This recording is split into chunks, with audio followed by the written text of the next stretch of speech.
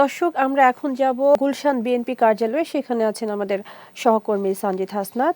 সঞ্জিত, গুলশান কার্যালয়ের সর্বশেষ পরিস্থিতি আমাদের জানান। ধন্যবাদ সন্ধ্যা। আমি এই মুহূর্তে অবস্থান করছি গুলশানের বিএনপি চেয়ারপারসনের কার্যালয় থেকে। এখানে আপনি দেখতে পাচ্ছেন ইতিমধ্যেই কিন্তু এখনও কিন্তু অসংখ্য নেতাকর্মী এখানে অবস্থান করছেন। বিএনপির চেয়ারপারসনের মৃত্যুর পর এখানে কিন্তু বিভিন্ন শ্রেণী পেশার মানুষ এখানে জড়ো হয়েছেন।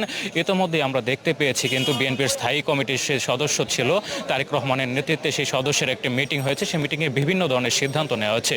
সেই সিদ্ধান্ত অনুযায়ী কিন্তু আমরা বেশ কয়েকটি সিদ্ধান্তের কথা আমরা জানতে পেরেছি। যেমনটি হচ্ছে আগামীকাল কিন্তু বাদ জোহর মানিক মে এভিনিউয়ে তার জানাজা অনুষ্ঠিত হবে এবং জানাজার পরে কিন্তু রাষ্ট্রপতি শহীদ প্রেসিডেন্ট জিয়াউর রহমানের সমাধির পাশেই কিন্তু তাকে দাফন করা হবে। আমরা যদি এই মুহূর্তে আপনাদের আশেপাশের পরিবেশটি আপনাকে একটু দেখানোর চেষ্টা করি, সেটা তাহলে দেখতে পারবেন। এখানে কিন্তু অসংখ্য নেতাকর্মী এখনও অবস্থান করছেন। যে বৈঠকটি হয়েছিল সেই বৈঠকে কিন্তু বিভিন্ন সিদ্ধান্ত সিদ্ধান্তে কিন্তু বিএনপি চেয়ারপারসন খালেদা জিয়ার প্রতি গভীর শোক ও সমবেদনা জানাতে একটি শোক বই খোলা হয়েছে। বিএনপির পক্ষ থেকে গুলশানে দলের চেয়ারপারসনের কার্যালয়ে কিন্তু এই শোক বইটি খোলা হয়েছে। বৃহস্পতি বিকেল থেকে কিন্তু এই শোক প্রকাশ করে সমবেদনা জানানো হচ্ছে। অনেকে নেতাকর্মী কিন্তু বিভিন্ন ধরনের নেতাকর্মী এখানে শোক জানানোর জন্য চলে এসেছিলেন।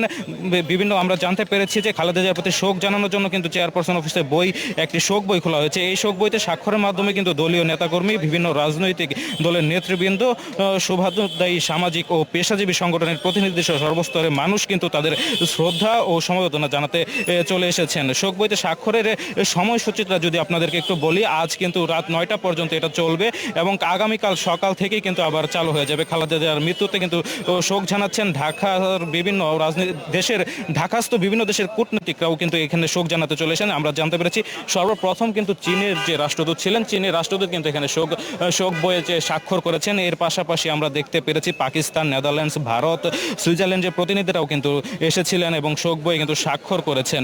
শোক বইয়ে স্বাক্ষর করতে কিন্তু এখন পর্যন্ত বিপ্লবী আমরা এছাড়াও বিএনপির যে শরিক দলগুলো রয়েছে, শরিক দলগুলোর প্রতিনিধিরাও কিন্তু এসেছিলেন, স্বাক্ষর করেছেন। এছাড়া সৌদি আরব, পাকিস্তান, ভারত, থাইল্যান্ড, ফিলিস্তিন সহ মোটামুটি আমরা জানতে পেরেছি 16টিরও অধিক বেশি দেশের প্রতিনিধি কিন্তু ম্যাডাম খালেদা জিয়ার শোক বইয়ে কিন্তু স্বাক্ষর করে চলে গেছেন। এটি কিন্তু এখনও চলমান রয়েছে। এটি আজ রাত 9টা পর্যন্ত কিন্তু চলমান থাকবে।